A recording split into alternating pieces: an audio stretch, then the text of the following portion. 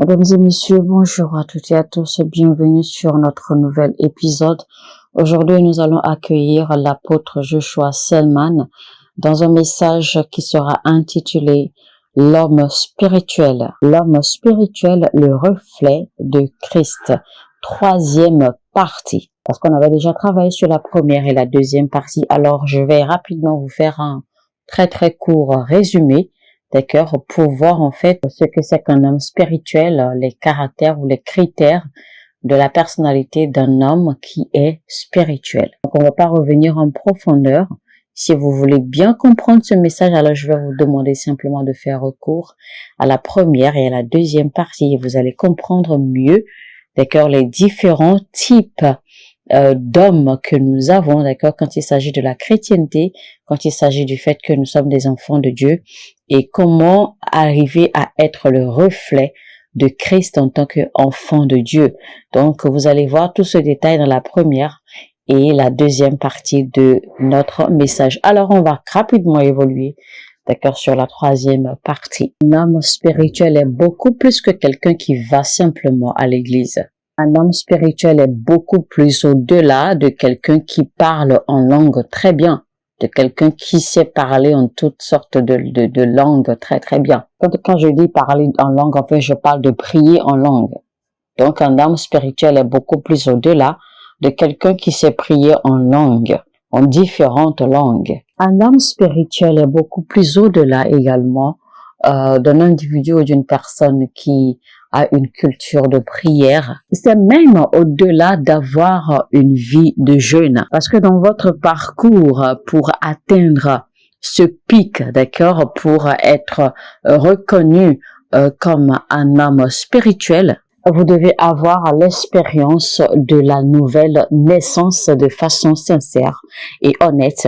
Deuxièmement, vous devez avoir une expérience avec la personne du Saint-Esprit et le ministère du Saint-Esprit. Troisièmement, vous devez avoir une compréhension détaillée et claire des voies de Dieu, c'est-à-dire des façons d'opérer, des manifestations de Dieu, etc., c'est-à-dire les mystères du royaume, les principes du royaume. Ceci évidemment basé sur les Écritures. Quatrième critère, eh bien, il faut avoir la soumission à l'autorité de la parole de Dieu.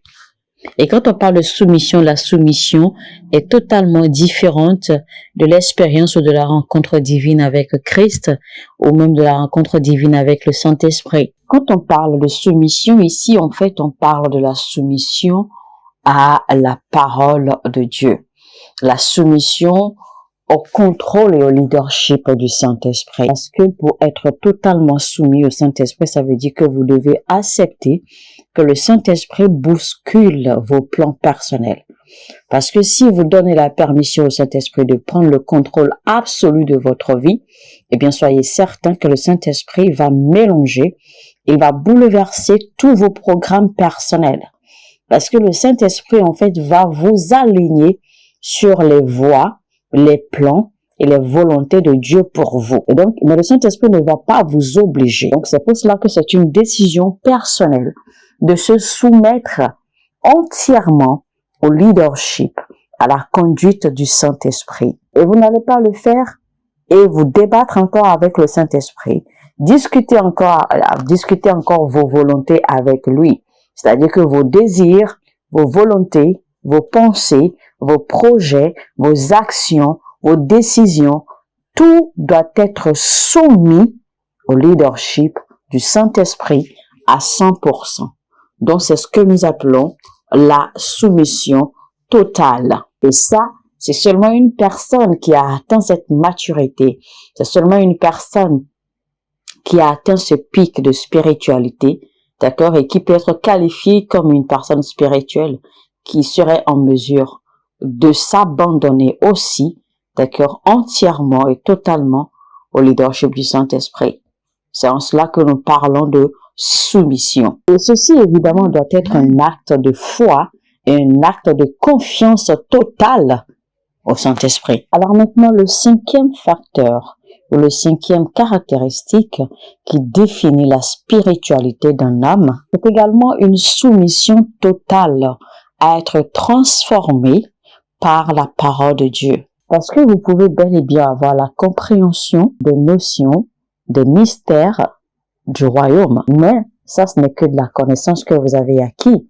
Parce que cela ne vous dispose pas, en fait, à accepter la soumission totale au Saint-Esprit, ni à accepter la soumission totale à la transformation de la parole de Dieu. Parce que vous pouvez bel et bien avoir la compréhension des mystères et tout, mais vous n'êtes pas prêt ou que vous n'êtes pas soumis du tout, en fait, à la transformation qu'apporte ou que doit apporter la parole de Dieu en vous. Donc, c'est ce 5e critère qui constitue l'un des piliers marquants, c'est l'un des critères cardinaux qui transite un homme de la chair au spirituel. L'homme charnel est charnel parce qu'il a une mentalité charnelle, il a un esprit charnel. Un homme spirituel est spirituel parce qu'il a une mentalité spirituelle.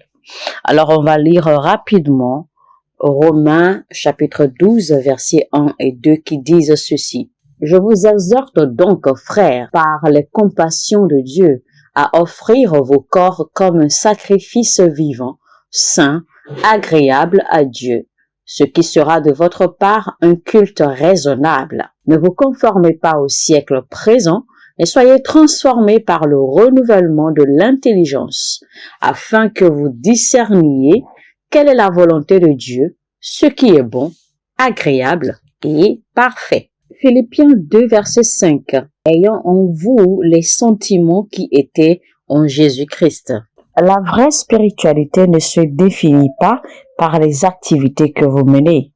La vraie spiritualité, par votre soumission à être transformé par la transformation, par la puissance de transformation de la parole de Dieu jusqu'à ce que l'on constate un changement, une transformation en vous. Il y a beaucoup de personnes qui prient et qui prient beaucoup mais qui ont refusé de changer. Parce qu'en réalité, la prière est supposée provoquer un changement en vous. Beaucoup font des jeûnes. Beaucoup maîtrisent les écritures bibliques, beaucoup bûchent et citent les versets bibliques correctement, mais ne sont pas prêts ou ne sont pas soumis à la transformation qu'apporte la parole normalement. Ne sont pas prêts ou ne sont pas soumis à la transformation qu'apporte la prière en temps normal. Donc, il est impossible d'être un homme spirituel avec une mentalité charnelle. Il faut donc cette transformation des pensées charnelles pour monter à ce niveau des cœurs de pensée spirituelle pour pouvoir atteindre un niveau de spiritualité. Et la Bible dit clairement que la récompense d'un homme spirituel, eh bien, c'est la vie et la paix. De sorte à ce que l'Esprit de Dieu devienne maître absolu sur votre vie. Si vous comprenez tout ceci, eh bien, vous allez prendre votre vie chrétienne au sérieux. Vous allez vous asseoir et revoir votre vie chrétienne et vous poser la question qui est celle-ci. Quelle mentalité avez-vous? Quel esprit avez-vous? Quelles sont vos pensées? Avez-vous les pensées de Christ? Avez-vous la mentalité de Christ? Il est très important que vous vous posiez cette question et que vous trouviez la réponse juste.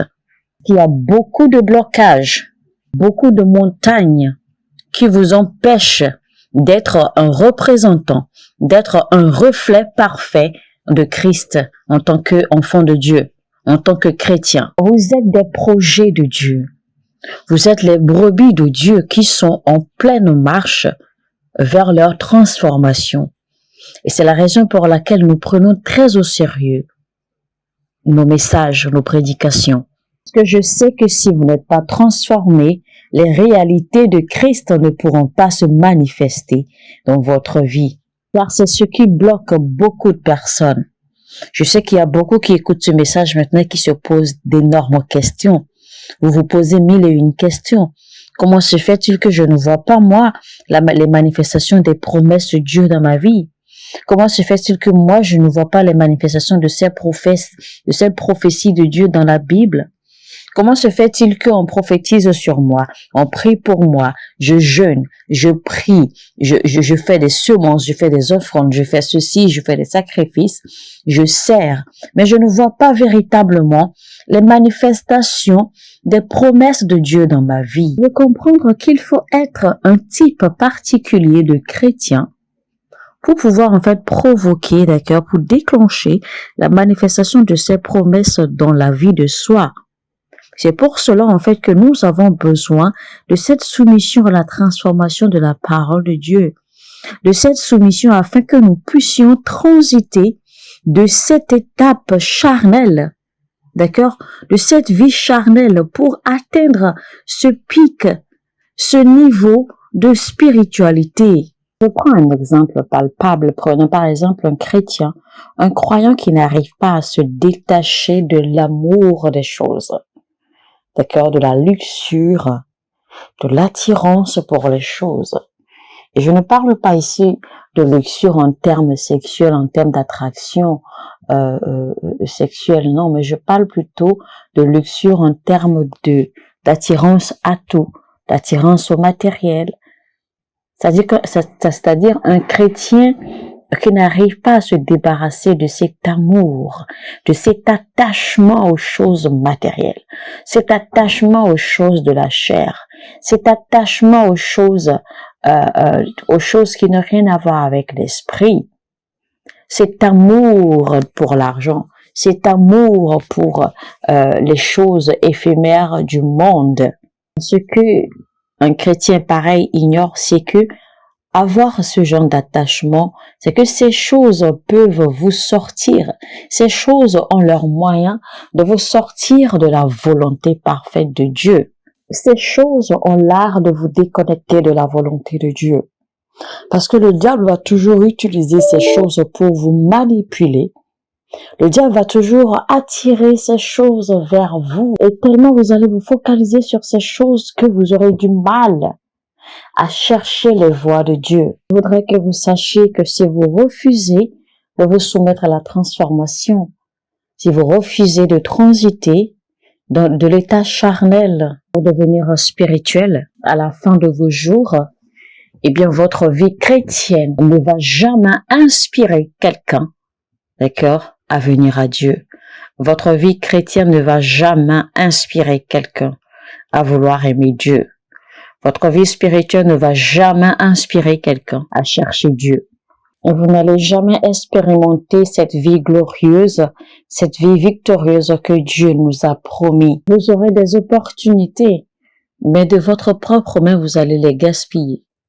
Vous aurez des bienfaiteurs de destin que Dieu va amener sur votre chemin, mais par votre propre main et votre caractère, vous allez les faire fuir. Peut-être vous avez un problème de colère, un problème d'attitude, un problème de caractère, un problème de personnalité. Quelque chose en vous va toujours se déclencher pour chasser les bonnes choses que Dieu amènera sur votre chemin. La raison pour laquelle nous prions, la raison pour laquelle nous jeûnons, la raison pour laquelle nous nous soumettons à toutes ces activités, à toutes ces disciplines spirituelles en réalité, c'est pour aboutir à ce dernier résultat.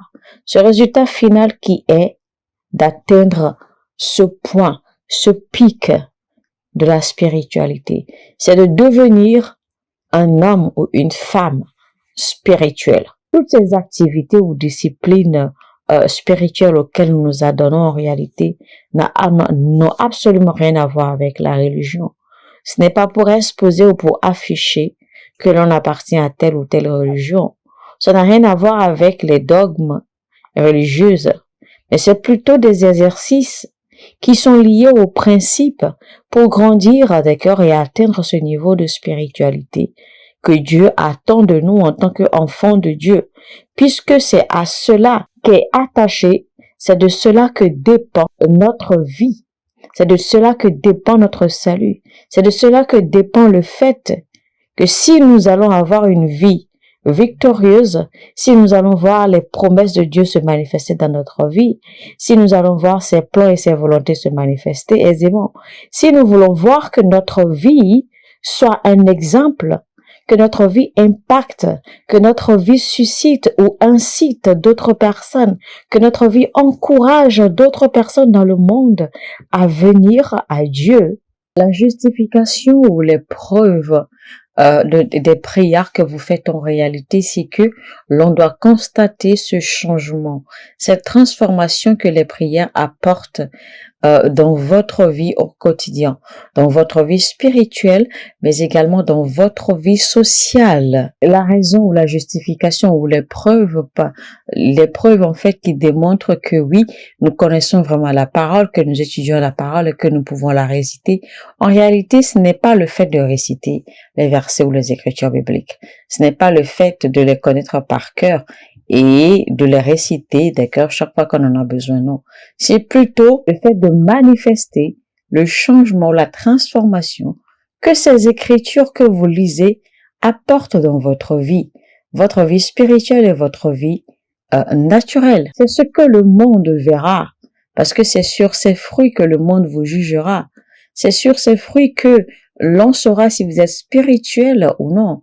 C'est sur ces signes que l'on saura si vous êtes véritablement un enfant de Dieu authentique, un enfant de Dieu qui connaît, qui maîtrise les mystères et qui les respecte, un enfant de Dieu qui déploie et qui manifeste la vie glorieuse que Dieu nous a promis. Mesdames et messieurs, c'était donc la troisième partie de notre message, l'homme spirituel, le reflet de Christ. Troisième partie, évidemment, c'était avec l'apôtre Joshua Selman. Alors, nous en venons à la conclusion de notre message. Si vous voulez comprendre ce message bien, eh bien, je vous recommande de faire recours à la première et à la deuxième partie. Vous allez mieux suivre et comprendre, d'accord, en profondeur les révélations, les messages, les leçons, l'enseignement que cet épisode nous apporte. Alors, sur ce, je vais vous dire que Dieu vous bénisse énormément, qu'il vous bénisse richement, abondamment. Si vous n'êtes pas encore abonné à la chaîne, eh bien, abonnez-vous et activez la cloche de notification afin de ne rater aucun de nos messages. Et aussi, n'oubliez surtout pas, le plus important ici, c'est de liker. Cliquez sur le bouton j'aime, le pouce levé vers le haut et partagez également, d'accord, le lien de ce message au maximum, autant que vous pouvez. Que Dieu vous bénisse. Alors, shalom, shalom chez vous. Je vous retrouve très très vite. Mon heure a sonné et votre heure a sonné.